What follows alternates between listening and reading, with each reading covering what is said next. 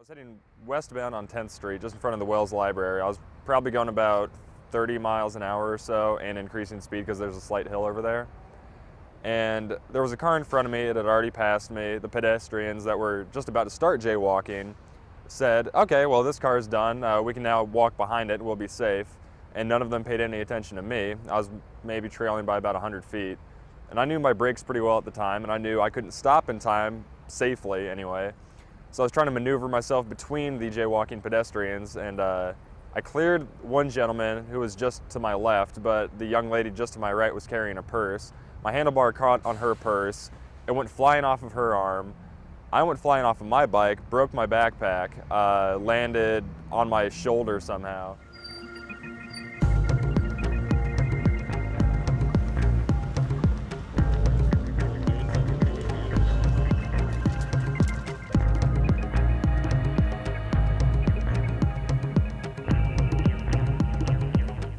Here, for one thing, 3 pages of laws that govern pedestrians, about 21 in all, that tell pedestrians, contrary to popular belief, they don't have the right-of-way.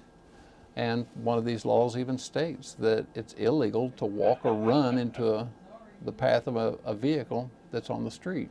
In many respects, you start with the presumption that this is a pedestrian campus, and you kind of think the cars are a bit of a nuisance, and when you're walking between class and you're walking with 20 other people and sometimes 50 other people and 100 people in terms of a stream of folks, you probably get this feeling that the campus area was made for you and not for them.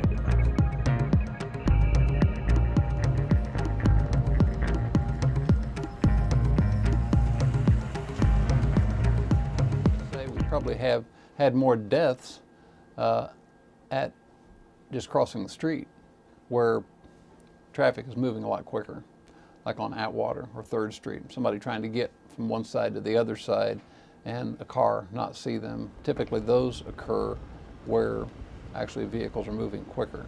You know, on the bypass, 17th Street. We did have a girl struck, probably the most recent one, that was at 3rd and Hawthorne. When a vehicle going too fast and they crossed, it went over and she was killed. From the work in the Committee on Personal Safety, we identified 3 areas of concern. 3rd Street was considered one of the most dangerous, particularly the crossing areas in between stoplights, because there was a great tendency not to cross at stoplights. 10th Street was the 2nd most frequently mentioned, again in between stoplights. The 3rd was Jordan, in between Reed and the Musical Arts Center, where there and then a little further down where there's the sort of island that cars can go around. That sometimes can be considered a dangerous area because of cars coming quickly down the hill.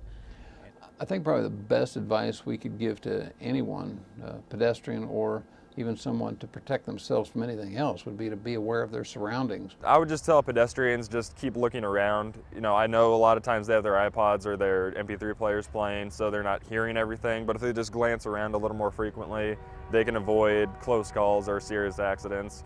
And drivers just they shouldn't have to be, but as it stands, they do have to be cautious and be aware that pedestrians probably aren't paying as much attention as they ought. It really is important that people cross where the crosswalks are. It is important that most of the cases that be at stoplights where traffic is actually stopped, so it is safer. And then the other thing is, I do think that people ought to bring these issues to the attention of the university.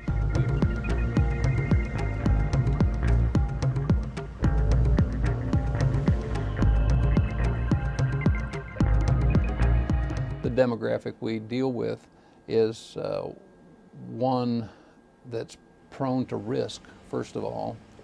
So we have had any number of times officers tell stories about they were en route to an emergency call and they're running red lights and siren to let people know they're coming because they want to make sure they get the right-of-way. And as they're going down 10th Street, students trying to run across the street in front of them because they need to get to a class or get across the street. And that is extremely, I hate to say stupid, but let's say of limited intelligence.